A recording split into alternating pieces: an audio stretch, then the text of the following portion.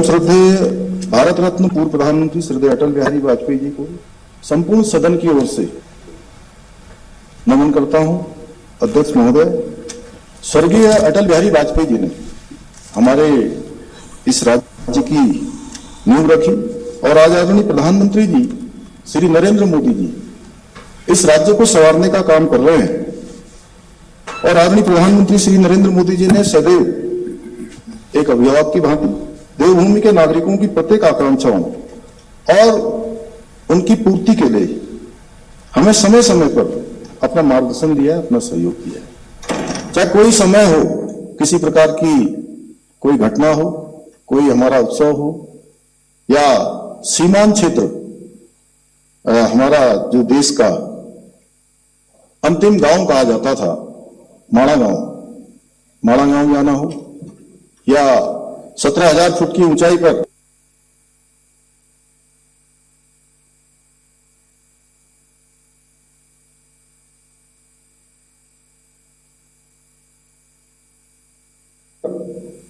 ज्वालिंगकोंग आदि कैलाश की यात्रा का, इन यात्रा को शुभारंभ कर यात्रा का प्रमोशन करना हो, उन्होंने हमेशा देवभूमि उत्तराखंड को स्मरण किया है और देश और दुनिया में वो कहीं भी गए हों, हर समय उन्होंने उत्तराखंड का स्मरण किया है और देवभूमि उत्तराखंड उनके हृदय में बसता है, ये किसी से छुपा हुआ है।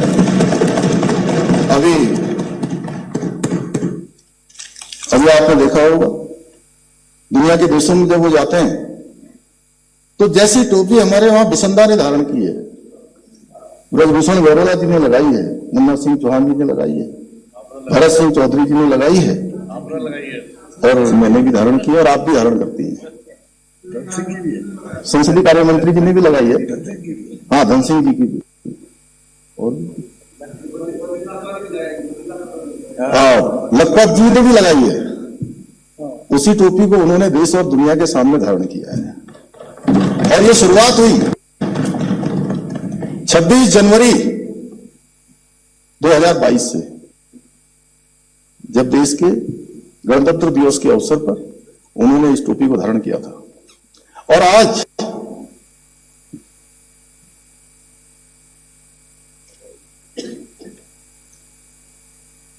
दुनिया के मैं अनेक देशों में भी जाने का मुझे सौभाग्य मिला और देश के भी, आज हर एक उत्तराखंडी इस टोपी को भी अपना मान, अपना स्वाभिमान समझता है, अपनी पहचान समझता है, अपनी संस्कृति समझता है। मैं इस अवसर पर सदन के माध्यम से देवभूमि उत्तराखंड की समस्त देवतुल्य जनता की ओर से आदरणीय प्रधानमंत्री जी का हृदय की गहराइयों से आभार व्यक्त करता हूं। माननीय अध्यक्ष महोदय, इस बात का जो विधानसभा का ये बजट का अंतिम पूर्णकालिक बजट होने के साथ साथ कई मायनों में अत्यंत महत्वपूर्ण है। मेरे लिए विशेष महत्व रखता है क्योंकि मुझे भी इस बार पहली बार राज्य के वित्त मंत्री के रूप में सदन के समक्ष राज्य की जनता के लिए आम बजट, सामान्य बजट प्रस्तुत करने का सौभाग्य प्राप्त हुआ। मैं आपके माध्यम से संपूर्ण सदन को यह आश्वस्त करना चाहता हूं कि हमारा ये बजट एक व्यवस्थित रोडमैप और आगामी वर्षों के लिए राज्य के विकास की स्पष्ट दिशा और दशा तय करेगा। साथ ही राज्य स्थापना के 25 वर्ष पूरे हुए इस वर्ष हमने रजत जयंती वर्ष के रूप में राज्य का रजतोत्सव भी मनाया। इस ऐतिहासिक अवसर पर हमारी सरकार द्वारा लिए गए संकल्पों को साकार करने की दिशा में ये बजट एक महत्वपूर्ण आधार तैयार करे।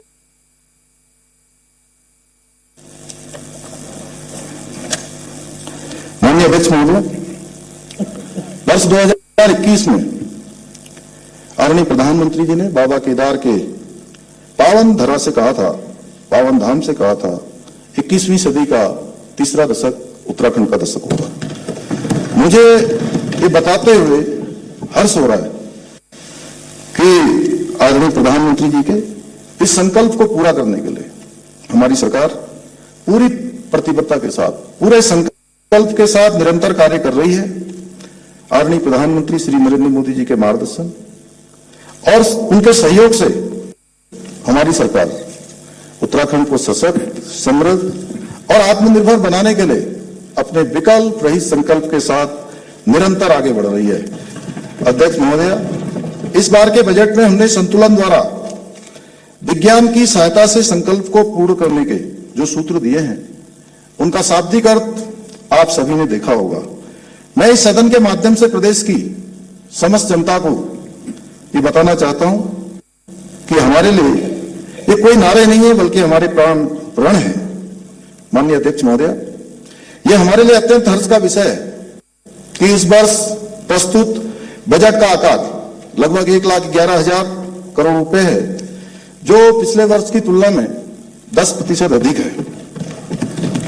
और ये केवल आय व्यय का दस्तावेज नहीं है, बल्कि लगभग हमारी 1.25 करोड़ उत्तराखंड वासियों की आशाओं, आकांक्षाओं और राज्य के समग्र विकास के लिए हमारा एक अर्थ का संकल्प है, हमारा विजन है।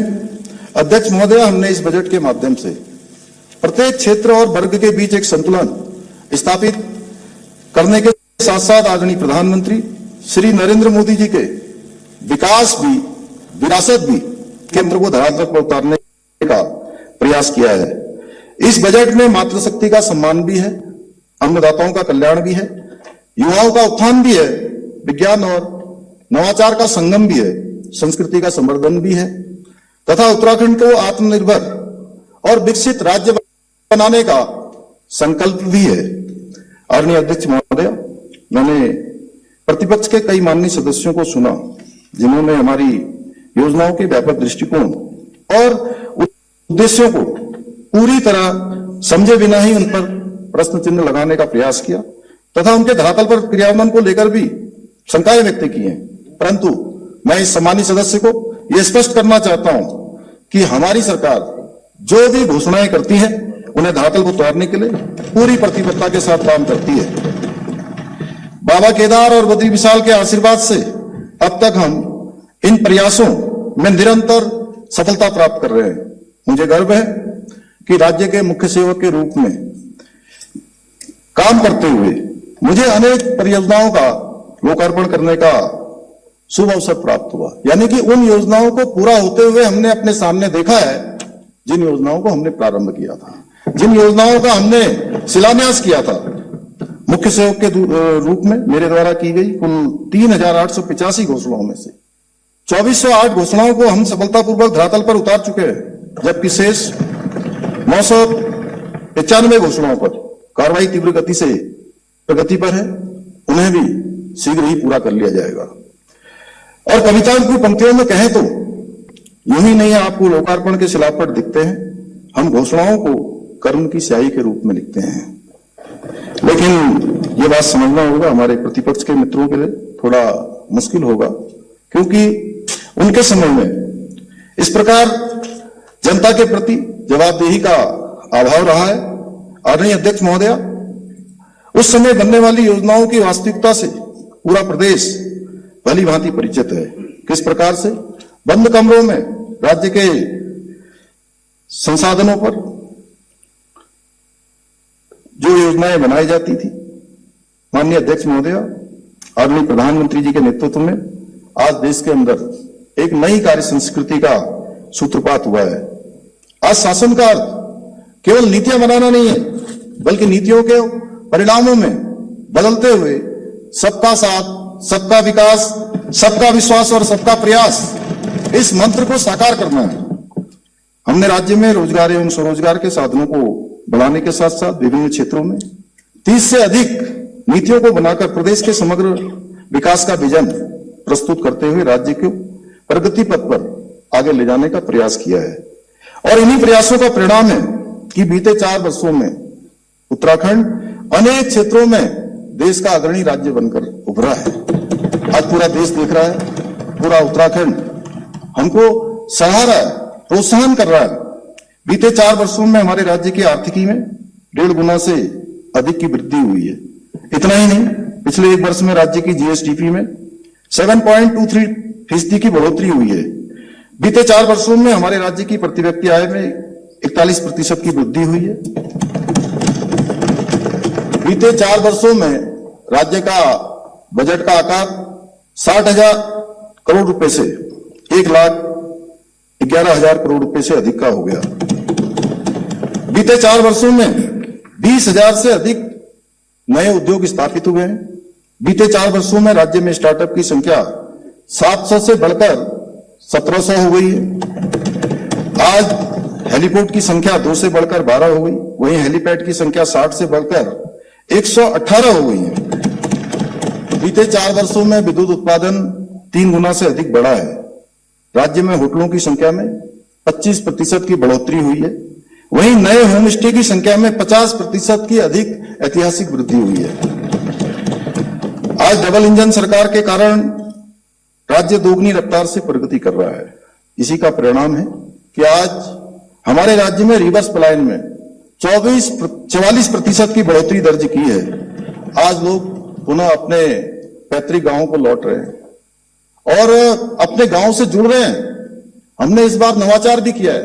पिछले साल 2025 से राज्य का जब हम 25वां साल मनाने की ओर आगे बढ़ रहे थे, रजत जयंती वर्ष में प्रवेश कर रहे थे, तो हमने पूरे देश के जितने भी देश और दुनिया में रहने वाले हमारे प्रवासी उत्तराखंडी हैं, जिन्होंने अपनी मेहनत से, लगन से, परिश्रम से और अपनी ईमानदारी से अपना एक विशिष्ट स्थान बनाया है, उन सभी को हमने देवभूमि उत्तराखंड एक दिन के पूरे सम्मेलन के लिए उन सभी का सम्मेलन किया। कई सत्रों में प्रातः काल से लेकर रात तक उनके सुझाव लिए। अनेक अनेक अलग अलग सत्रों में अनेक अनेक विशेषज्ञों ने, अनुभवी लोगों ने अनेक चर्चाएं उस पर की और उसका परिणाम हुआ कि अनेक लोगों ने, जिनका नाम आज देश और दुनिया में भी है, उन सभी ने अपने पैतृक गांवों में जाकर अपने अपने गांवों को गोद लेने का प्रयास प्रारंभ किया है। हम नीति आयोग द्वारा, अब हम नहीं कह रहे हैं, ये नीति आयोग भारत सरकार कह रहा है। मैं कहूं, सुबोध भाई कहें या कोई हमारे साथी लोग कहें तो कह दें कि हम अपनी तारीफ कर रहे हैं।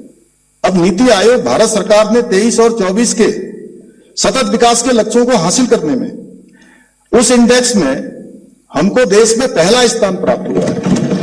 और जब मैं ये कह रहा हूं कि सतत विकास के लक्ष्यों को प्राप्त करने में, उस सुमित हरदेश चले गए, नहीं तो मैं अंग्रेजी में बोलता थोड़ा, सस्टेनेबल डेवलपमेंट गोल्स।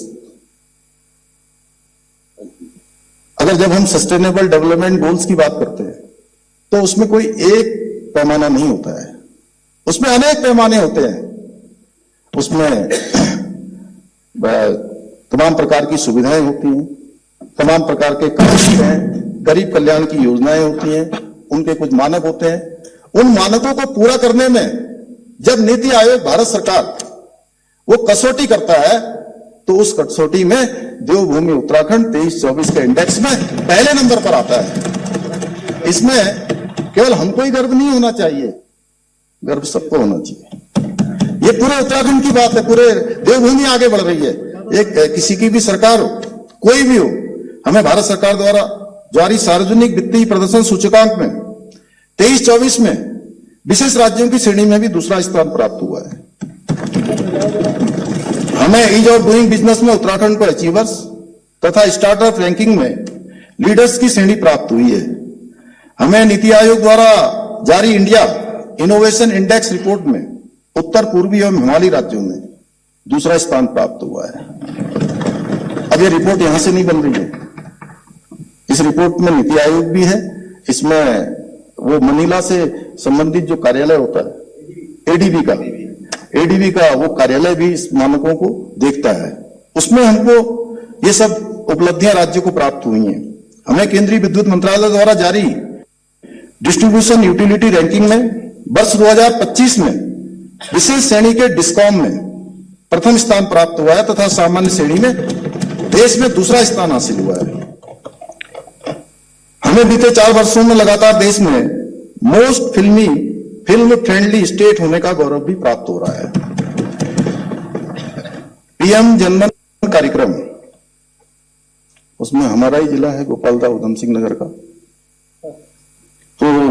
वर्ष 2025 में हमारे राज्य के उधम सिंह नगर को देश में चौथा स्थान प्राप्त हुआ है। हमें वर्ष 2024 में पब्लिक एडमिनिस्ट्रेशन के क्षेत्र में प्रधानमंत्री उत्कृष्टता पुरस्कार प्राप्त हुआ है।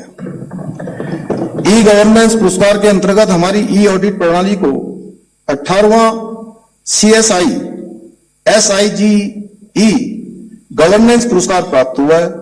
हमें हमारे स्वास्थ्य मंत्री जी और पूरे स्वास्थ्य विभाग ने बड़ा उत्कृष्ट काम किया। हमें टीबी मुक्त पंचायत